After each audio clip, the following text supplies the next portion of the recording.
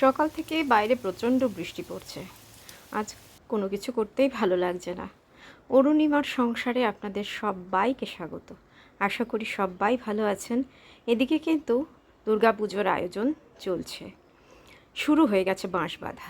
আর এদিকে আমি আমার রোজকার সকালের ওয়ার্কআউটটা সেরে নিয়েছি। ব্রেস্ট ক্যান্সার সার্ভাইভারদের হিপ এবং ব্রেস্টের রেশিওটা কিন্তু ধরে রাখা খুব জরুরি, এবং এই বয়সে এসে পেটে, তলপেটে, হিপে চর্বির পরিমাণ বেড়ে যায়, বিএমআর কমে যায়। সেটাকে বজায় রাখার জন্য প্রতিদিন 45 মিনিট ব্যায়াম অত্যন্ত জরুরি। আমিও সেটাই সারছিলাম এবং আমার ক্যামেরা করছিল আমার ছেলে। ঘরটা বন্ধ ছিল, এসি চলছিল, খাটের ওপর ঘুতন সোনা শুয়েছিল। আমি রোজকার মতো 45 মিনিট ব্যায়াম করে নিয়ে তারপর চলে গিয়েছিলাম স্নানে।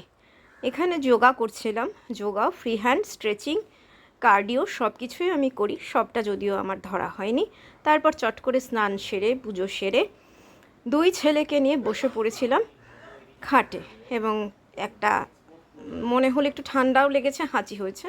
এবং ছেলের কাছে যেটা শুনছিলাম সেটা হচ্ছে এডিটিং সম্পর্কে ও আমাকে কিছু শেখাচ্ছিল। আমার এডিট গুরু আমার ছেলে। ঘরবাড়ি বেশ অপরিষ্কার হয়ে রয়েছে, আর যেহেতু আমি পেট পেরেন্ট, সুতরাং আমার বাড়িতে অজস্র লোম। আমাদের খাটে, মেঝেতে, ভাতের পাতে, প্লেটে সব জায়গায় লোম থাকে। এমনকি বাড়িতে যদি ঝুল জমে সেখানেও লোমের গুচ্ছ থাকে। আমার বাড়িতে কেউ এলে যারা পেট পছন্দ করেন না, কুকুর, বিড়াল ইত্যাদি পছন্দ করেন না, তাদেরকে আমি আগেই বলে দিই এই বাড়িটি কিন্তু আমার ঘোতনের, ও দয়া করে থাকতে দিয়েছে, তাই আমরা থাকি। দেখুন কতগুলো লোম জমা হয়েছে। তো আজকে ভীষণ ড্যাম্প ওয়েদার, এবং আমার পুরনো বাড়ি, মেঝে দেখেই বুঝতে পারছেন। তো আজকে আর ঘরটা মুছিনি, ভালো করে ঝুল ঝেড়ে ঝাঁট দিয়ে রেখেছিলাম। এবং এই করতে করতে স্নান করে আমি এই কাজগুলো করেছি, কারণ আমার সব কিছুই উল্টোপাল্টা। আমি আগে ঘর ঝাড় দিই, তারপরে আবার ঝুল ঝাড়ি, তারপর আবার ঝাঁট দিই, তারপরে আবার স্নান করি।